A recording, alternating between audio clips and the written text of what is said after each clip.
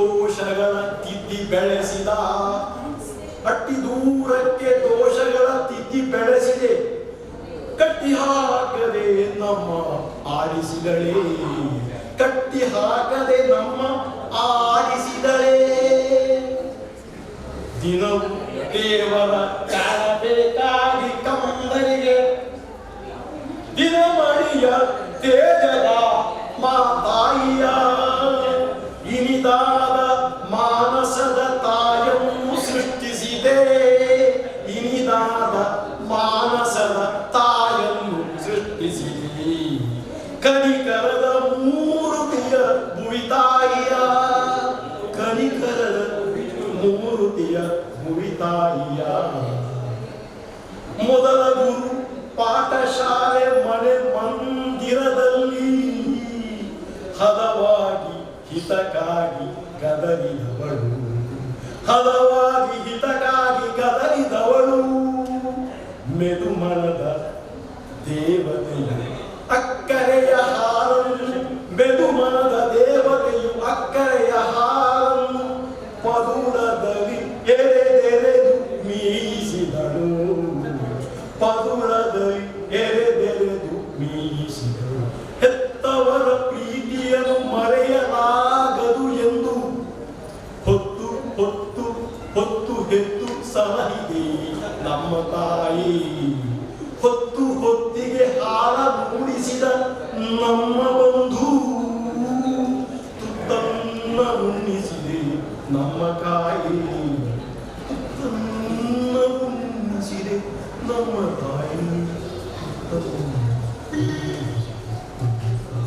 ಕುಟುಂಬಗಳು ದಿಕ್ಕು ದೆಸೆ ಇಲ್ಲದೆ ನೀರು ಪಾಲಾಯಿತು. ಕುಟುಂಬಗಳು ದಿಕ್ಕು ದೆಸೆ ಇಲ್ಲದೆ ನೀರು ಪಾಲಾಯಿತು. ರಸ್ತೆಗಳಿಗೆ ನೀರು ನುಗ್ಗಿ ಸಂಪರ್ಕ ಕಡಿತ. ಅರಣ್ಯ ನಾಶಗೈದ ನಮಗೆ ಬಿತ್ತು ಹೊಡೆತ, ಅರಣ್ಯ ನಾಶಗೈದ ನಮಗೆ ಬಿತ್ತು ಹೊಡೆತ. ಅತ್ತ ನದಿ ಇತ್ತ ಶರದಿ, ಅತ್ತ ನದಿ ಇತ್ತ ಶರದಿ. ಹಲವೆಡೆ ಕಾಡು ನಾಡು ಮುಳುಗಿತು ಜಲದಿ, ಹಲವೆಡೆ ಕಾಡು ನಾಡು ಮುಳುಗಿತು ಜಲದಿ.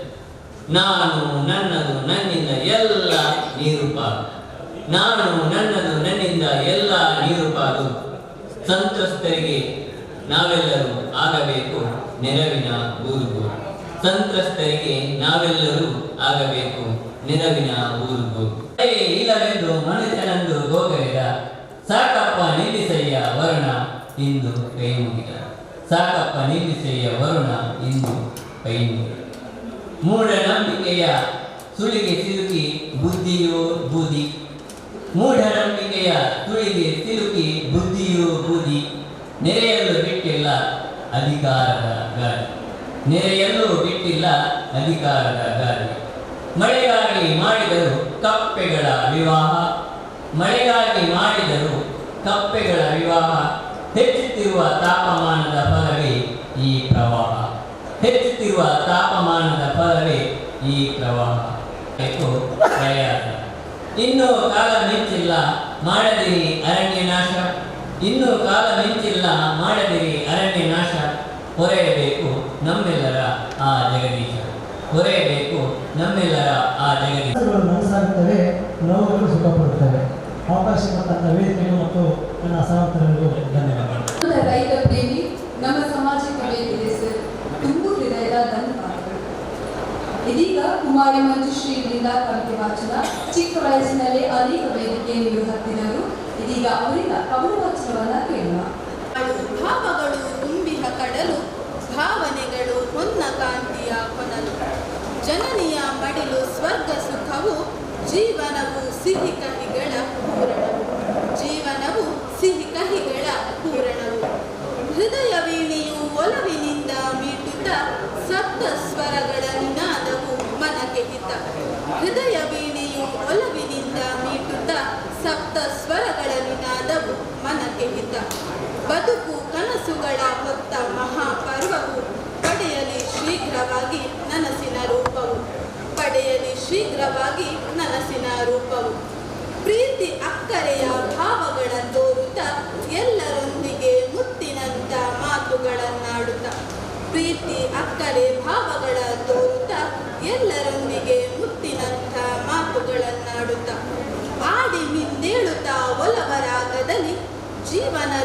ರೂಪಿಸುವ ನಾವು ಒಂದಾಗುತ್ತದೆ. ಜೀವನ ರೂಪಿಸುವ ನಾವು ಒಂದಾಗುತ್ತದೆ. ಬಾಳೊಂದು ಭಾವಗೀತೆಯು ಸವಿಬಂಧನದಿ ಪಲ್ಲವಿಯ ಜೊತೆಗೆ ಸಮಭಾವದ ಚಿತ್ತದಿ. ಬಾಳೊಂದು ಭಾವಗೀತೆಯು ಸವಿಬಂಧನದಿ ಪಲ್ಲವಿಯ ಜೊತೆಗೆ ಸಮಭಾವದ ಚಿತ್ತದಿ. ಬದುಕಿನ ನಾವಿಕನು ತಾನೇ ಆಗುತ್ತಾ ಸೇರಲಿ ದಡವ ಸಕಲವ ಎದುರಿಸುತ್ತ. ಬದುಕಿನ ನಾವಿಕನು ತಾನೇ ಆಗುತ್ತಾ ಸೇರಲಿ ದಡವ ಸಕಲವ ಎದುರಿಸುತ್ತ. ಅವಕಾಶಕ್ಕಾಗಿ ವಂದನೆ. ಪಕ್ಷಿಗಳ ಮಧುರ ಗಾಯನ ಅಲ್ಲಿರುವುದು ಪ್ರತಿದಿನ. ಕವನವ ಬರೆಯಲು ಬೇಕು ನಯನ, ಕವನವ ಬರೆಯಲು ಬೇಕು ನಯನ, ಕವನವ ಓದಲು ಬೇಕು ನಯನ. ಸಕಲರಿಗೂ ತಿಳಿದರೆ ಜೀವಿಸಲು ಬೇಕು ಧನ, ವರಮಾನದೇ ಅಲ್ಪವಾದರೂ ಮಾಡಬೇಕು ಸೂಕ್ತವಾದವರೆಗೆ ದಾನ. ಸ್ವತಂತ್ರ ಜೀವನಕ್ಕೆ ಇರಬೇಕು ನಯನ, ದಿನ ದುಡುವುದು ಕಷ್ಟ ಇಲ್ಲದಿರೆ ನಯನ. ನಿಮ್ಮ ಬಳಿ ಕೈ ಚಾಚಿದರೆ ದೀನ, ತಡ ಮಾಡದೆ ಮಾಡಿಬಿಡಿ ಸೂಕ್ತ ದಾನ. ಹಲವರು ಹೇಳುವರು ಮಾಡಬೇಕು ದಾನ, ಹಲವರು ಹೇಳುವರು ಮಾಡಬೇಕು ದಾನ. ದಾನ ಮಾಡುವುದಿದ್ದರೆ ಮಾಡಿರಿ ನೇತ್ರದಾನ, ಮಾಡುವುದಿದ್ದರೆ ಮಾಡಿರಿ ನೇತ್ರದಾನ.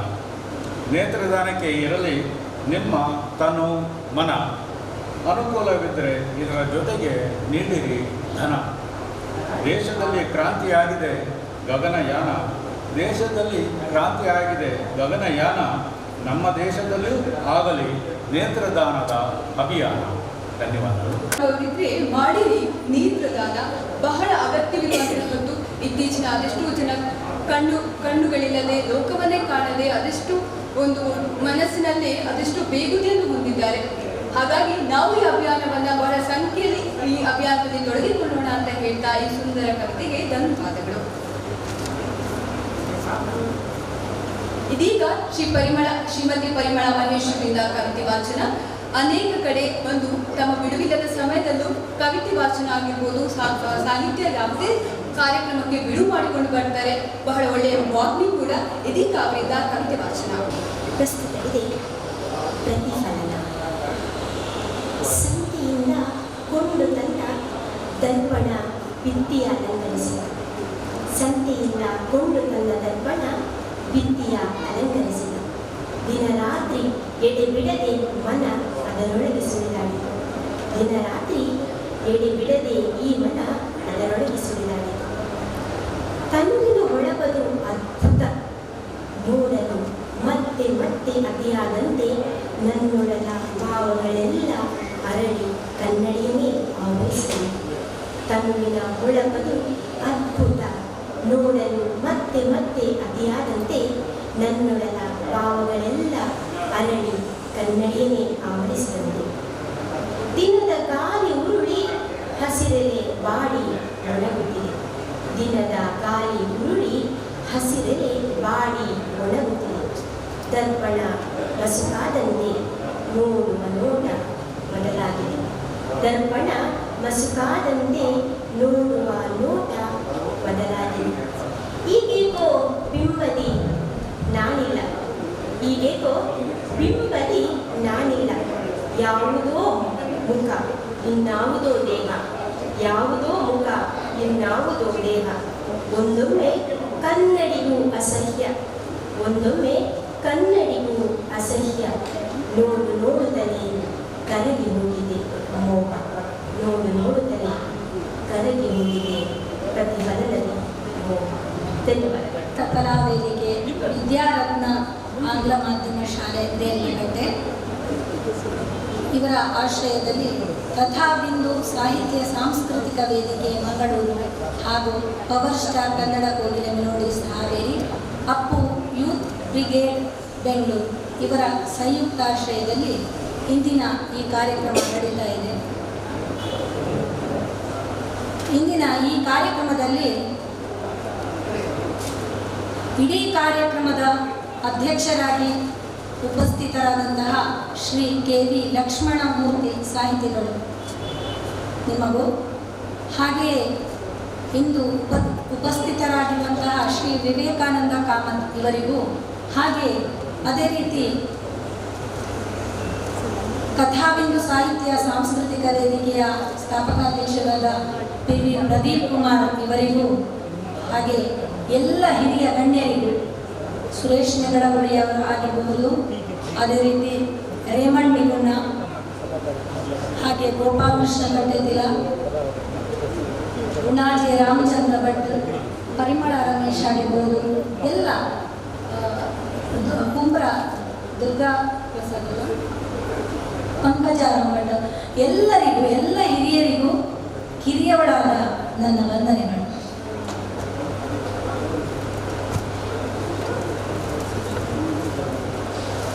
ಈ ಕಾರ್ಯಕ್ರಮ ಮಾಡುವಂತಹದರ ಬಗ್ಗೆ ಪ್ರದೀಪ್ ಕುಮಾರ್ ಅವರ ಬಗ್ಗೆ ಒಂದೆರಡು ಮಾತುಗಳನ್ನು ಆಡಲಿಕ್ಕೆ ಇಚ್ಛೆ ಪಡ್ತೇನೆ. ಯಾಕೆಂದರೆ ಬಿಡುವಿಲ್ಲದೆ ಒಂದು ಕಾರ್ಯಕ್ರಮದ ಒಂದು ತಯಾರಿಯನ್ನು ಮಾಡಿ ಯಾರಿಗೂ ಹೇಳದೆ, ಅಂದರೆ ಆ ಕಾರ್ಯಕ್ರಮ ಮಾಡೋದ್ರ ಬಗ್ಗೆ ತುಂಬ ವಿಪರೀತ ಆಲೋಚನೆ ಮಾಡದೆ ಕಾರ್ಯಕ್ರಮ ಮಾಡಿಯೇ ಬಿಡ್ತಾರೆ. ನಾವು ಯೋಚನೆ ಮಾಡ್ತಾ ಕೊಡ್ತೇವೆ, ಅವರು ಕಾರ್ಯಕ್ರಮ ಮಾಡಿ ಆಗಿರ್ತದೆ. ನಾವು ಯೋಚನೆ ಮಾಡುವ ಹೊತ್ತಿಗೆ ಅವರ ಕಾರ್ಯಕ್ರಮ ಮಾಡಿ ಆಗಿರ್ತದೆ. ನಾವು ಒಂದು ಮಾಡುವಾಗ ಅವ್ರು 4 ಕಾರ್ಯಕ್ರಮ ಮಾಡಿ. ಯಾಕಂದರೆ ಅದನ್ನೇ ಹೇಳೋದು, ಉತ್ಸಾಹ ಅವರಲ್ಲಿ ಇರುವಂತಹ ಒಂದು ಕಲೆ ಅದು ಎಲ್ಲರಿಗೂ ಬರೋದಿಲ್ಲ.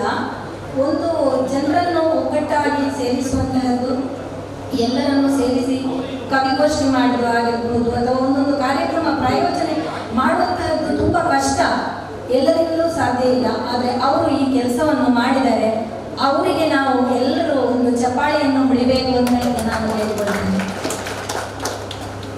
ನಾನು ಈ ಕಾರ್ಯಕ್ರಮಕ್ಕೆ ಸ್ವಲ್ಪ ತಡವಾಗಿ ಬಂದಿದ್ದೇನೆ, ಅದಕ್ಕಾಗಿ ನನಗೆ ಕ್ಷಮೆ ಕೊಡಬೇಕು. ಯಾಕಂದರೆ ಟೈಫಾಯ್ಡ್ ಜ್ವರದಿಂದ ನಾನು ಡಿಸ್ಚಾರ್ಜ್ ಆಗಿ ಬಂದಿದ್ದಷ್ಟೇ, ಹಾಗೆ ಸ್ವಲ್ಪ ತಡ ಇತ್ತು.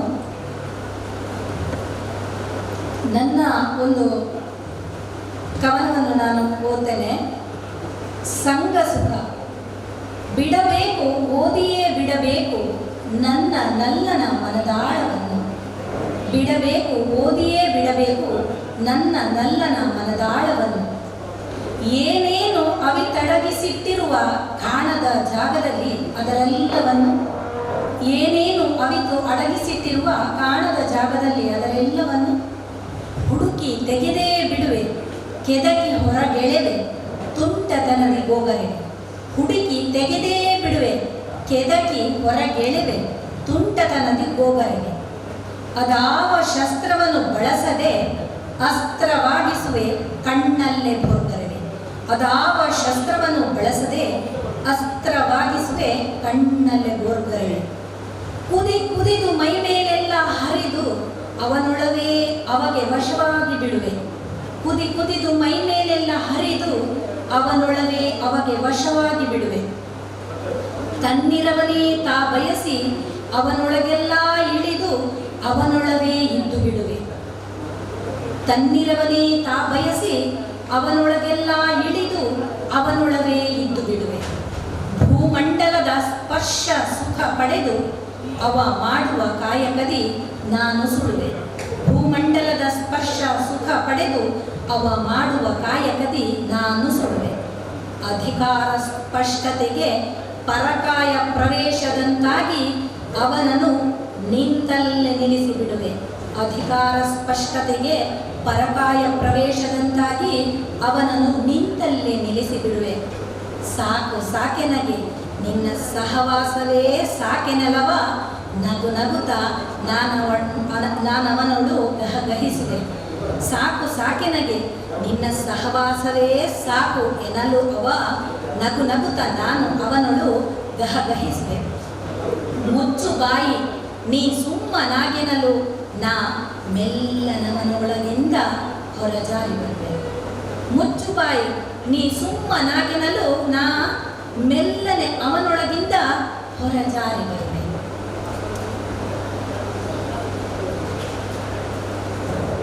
ಇದು ನನ್ನ ಹಿಂದಿನ ಕವನ. ಹಾಗೆ ಇವತ್ತು ಎಲ್ಲ ಕವಿಗಳು, ನಾನು ಕವಿಗಳು ವಾಚನ ಮಾಡಿದ್ದನ್ನು ಯಾವುದನ್ನು ಬರ್ಕೊಳ್ಳಿಲ್ಲ. ಹಾಗೆ ಎಲ್ಲ ಕವಿಗಳು ಒಳ್ಳೆಯ ರೀತಿಯಲ್ಲಿ, ಉತ್ತಮ ರೀತಿಯಲ್ಲಿ ಕವನ ವಾಚನ ಮಾಡಿದ್ದಾರೆ. ಕವನ ಅಂತ ಹೇಳುವಂತಹದ್ದು ನಾವು ಅದು ಹೇಗಿರಬೇಕು ಅಂತ ಹೇಳಿದರೆ, ನುಡಿದರೆ ಮುತ್ತಿನ ಹಾರದಂತಿರಬೇಕು ಇರಬೇಕು ಅಂತ ಹೇಳಿದ ಹಾಗೆ ಇರಬೇಕಾಗ್ತದೆ. ಆ ಬಸವಣ್ಣನವರು ಒಂದು ವಚನ ಹೇಳಿದ್ದಾರೆ, ಅದರಲ್ಲಿ ನುಡಿದರೆ ಮುತ್ತಿನ ಹಾರದಂತಿರಬೇಕು, ನುಡಿದಡೆ ಮಾಣಿಕ್ಯದ ದೀಪ್ತಿಯಂತಿರಬೇಕು, ನುಡಿದಡೆ ಸ್ಫಟಿಕದ ಸಲಾಕೆಯಂತಿರಬೇಕು, ನುಡಿದಡೆ ಲಿಂಗ ಮೆಚ್ಚಿ ಅಹುದು ಅಹುದು ಎನ್ನಬೇಕು, ನುಡಿಯೊಳಗಾಗಿ ನಡೆಯದಿದ್ದರೆ ಕೂಡಲ ಸಂಗಮ ದೇವ ಎಂತು ಒಲಿವೆನಯ್ಯ. ಅಂದರೆ ನಾವು ಮಾತನಾಡುವಾಗ ತುಂಬ ಎಚ್ಚರಿಕೆಯಿಂದ ಮಾತನಾಡಬೇಕಾಗ್ತದೆ. ಯಾಕೆಂದರೆ ಇತ್ತೀಚೆಗೆ ಸಾಹಿತಿಗಳು ಮಾತನಾಡುವಾಗ ತುಂಬ ಆಲೋಚನೆ ಮಾಡಿ ಮಾತನಾಡಬೇಕಾಗ್ತದೆ. ನಮ್ಮ ಪ್ರತಿಯೊಂದು ಅಕ್ಷರವು ನಾವೇನು ಬರೀತೇವೋ, ನಾವೇನು ಮಾತನಾಡ್ತೇವೋ ಅದು ಇಡೀ ಸಮಾಜಕ್ಕೆ ಹೋಗ್ತದೆ. ಆವಾಗ ನಾವು ಸ್ವಲ್ಪ ನಮ್ಮ ತಲೆಯಲ್ಲಿ ಆಲೋಚನೆ ಇಟ್ಟುಕೊಂಡು ನಾವು ಮಾತನಾಡಬೇಕಾಗ್ತದೆ. ಏನು ಕಾರಣ ಅಂತ ಹೇಳಿದರೆ, ಈಗ ಒಂದು ಸಮಯದ ಅವಕಾಶ ಇದ್ದರೆ ಹೇಳ್ತೇನೆ. ಒಂದು ನಾಯಿ ದುಬೈಯಿಂದ, ಇದು ವಾಟ್ಸಪ್ನಲ್ಲಿ ಬಂದ ಕತೆ, ಒಂದು ನಾಯಿ ದುಬೈಯಿಂದ ಓಡಿಕೊಂಡು ಬರ್ತಾ ಇದ್ದಂತೆ. ಆವಾಗ ಭಾರತಕ್ಕೆ ಓಡಿಕೊಂಡು ಬರ್ತಾ ಇದ್ದದ್ದು. ಭಾರತದ ಒಂದು ನಾಯಿ ಕೇಳಿದಂತೆ, ನೀನು ಯಾಕೆ ಓಡಿಕೊಂಡು ಬರ್ತಾ ಇದ್ದಿ ಅಷ್ಟು ದೂರದಿಂದ? ದುಬೈಯಲ್ಲಿ ಅಷ್ಟೆಲ್ಲ ಸೌಕರ್ಯ ಉಂಟಲ್ಲ, ನಿನಗೆ AC ಉಂಟು, ಅಷ್ಟು ಚಂದದ ಒಂದು ಫುಡ್ ಆಹಾರ ಉಂಟು, ಮಲಗಲಿಕ್ಕೆ ಎಲ್ಲ ವಸತಿ ಉಂಟು, ಬೇಕಾದಾಗೆ ಎಲ್ಲ ವ್ಯವಸ್ಥೆ ಉಂಟು, ಯಾಕೆ ನೀನು ಓಡಿಕೊಂಡು ಬರ್ತಾ ಇದ್ದಿ ಅಂತ ಕೇಳಿದಂತೆ ಈ ನಮ್ಮ ಭಾರತದ ಒಂದು ನಾಯಿ. ಆವಾಗ ಅದು ಹೇಳಿದಂತೆ, ಎಲ್ಲ ವ್ಯವಸ್ಥೆ ಉಂಟು, ಆದರೆ ಬೊಗಳಿಗೆ ಮಾತ್ರ ಸ್ವಾತಂತ್ರ್ಯ ಇಲ್ಲ ಅಂತ. ಹಾಗಾದರೆ ಭಾರತದಲ್ಲಿ ಅದು ಹೇಳಿದ್ದು, ಭಾರತದ ನಾಯಿ ಬೊಗಳಿಗೆ ಇಲ್ಲಿ ಬೇಕಾದಷ್ಟು ಸ್ವಾತಂತ್ರ್ಯ ಉಂಟು ಅಂತ. ಹಾಗಾಗಿ ನಾವು ಆ ಸ್ವಾತಂತ್ರ್ಯ ಇರುವುದನ್ನು, ನಮ್ಮ ಏನು ಅಭಿವ್ಯಕ್ತಿ ಸ್ವಾತಂತ್ರ್ಯವೇ ಅದು ಸ್ವೇಚ್ಛೆಯಾಗಿ ಅನಗತ್ಯವಾಗಿ ಹೋಗಬಾರ್ದು. ಯಾಕೆ ಅಂತ ಹೇಳಿದರೆ, ಇವಾಗ ಇತ್ತೀಚೆಗೆ ಸ್ವಾತಂತ್ರ್ಯ ಜಾಸ್ತಿಯಾಗಿ ಇವಾಗಲೇ ಮಾಧ್ಯಮದಲ್ಲಿ ನಾವು ಕಾಣ್ತಾ ಇದ್ದೇವೆ ಎಲ್ಲಿ ತನಕ ಹೋಗ್ತಾ ಇದೆ ಕೇಸ್, ಮಾತನಾಡಿ ಯಾವ ರೀತಿ ಗೊಂದಲಗಳು ಉಂಟಾಗ್ತಾ ಇದೆ. ವ್ಯಕ್ತಿಗಳನ್ನು ದೂಷಣೆ ಮಾಡುವುದರಲ್ಲಿ, ವ್ಯಕ್ತಿಗಳನ್ನು ದೂಷಣೆ ಮಾಡುವಂತಹ ಸಾಹಿತ್ಯವನ್ನು ಬರೆಯುವುದರಲ್ಲಿ ಅದರಲ್ಲಿ ಆ ಸಂತೋಷವನ್ನು ಕಾಣಲಿಕ್ಕಾಗುವುದಿಲ್ಲ. ಆದರೆ ಸಮಾಜದ ಉದ್ಧಾರವನ್ನು ಮಾತ್ರ ನಾವು ಸಾಹಿತ್ಯ ಬರವಣಿಗೆಯಿಂದ ಕಾಣಬಹುದು. ಪ್ರಕೃತಿಯ ಬಗ್ಗೆ ನಾವು ಸಾಹಿತ್ಯವನ್ನು ಬರೆಯಬಹುದು. ನಮ್ಮ ಒಂದು ಅಂತರಾಳದಲ್ಲಿ ಏನು ಹುದುಗಿದೆ, ನಾವು ಏನು ಯೋಚನೆ ಮಾಡ್ತೇವೆ, ನಮ್ಮ ಯೋಚನೆಗಳೇ ಬರಹದ ಮೂಲಕ ಸಾಹಿತ್ಯವಾಗಿ ಹೊರಹೊಮ್ಮುತ್ತದೆ ಅಂತ ಹೇಳ್ತಾ ನನ್ನ ಒಂದೆರಡು ಮಾತುಗಳನ್ನು ಇಲ್ಲಿಗೆ ಮುಕ್ತಾಯ ಮಾಡ್ತಾ ಇದ್ದೇನೆ. ಅವಕಾಶ ಕೊಟ್ಟಂತಹ ಎಲ್ಲರಿಗೂ ಧನ್ಯವಾದ.